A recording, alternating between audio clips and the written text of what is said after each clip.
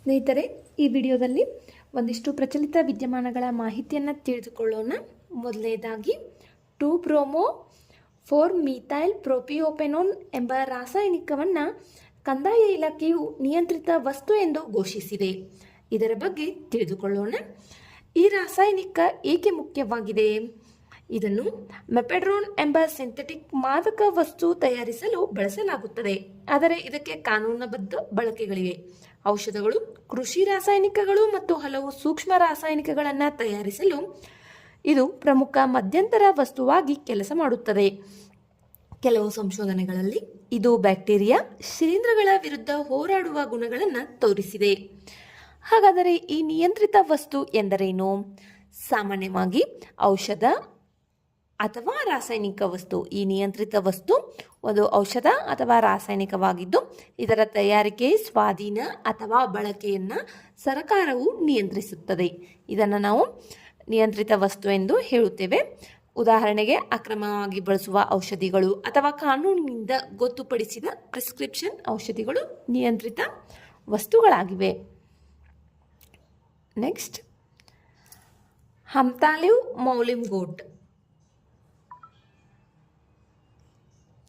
ಸಂಶೋಧಕರು ಮೇಘಾಲಯದ ಪೂರ್ವ ಖಾಸಿ ಬೆಟ್ಟಗಳಲ್ಲಿ ಹೊಸ ಜಾತಿಯ ಜೇಡವನ್ನು ಪತ್ತೆ ಹಚ್ಚಿದ್ದಾರೆ. ಈ ಜೇಡಕ್ಕೆ ಹಮ್ತಾಲಿವಾ ಮೌಲಿಮ್ಗೋಟ್ ಎಂದು ಹೆಸರನ್ನು ಇಡಲಾಗಿದೆ.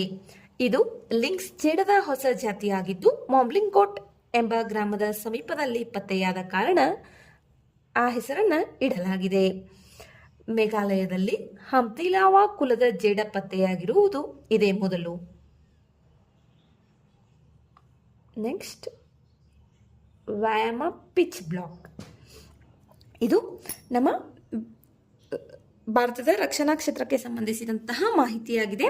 ಭಾರತೀಯ ವಾಯುಪಡೆಯು ಆಸ್ಟ್ರೇಲಿಯಾದಲ್ಲಿ ನಡೆಯಲಿರುವ ಪಿಚ್ ಬ್ಲಾಕ್ 2026 ವ್ಯಾಯಾಮದಲ್ಲಿ ಭಾಗವಹಿಸಲಿದೆ.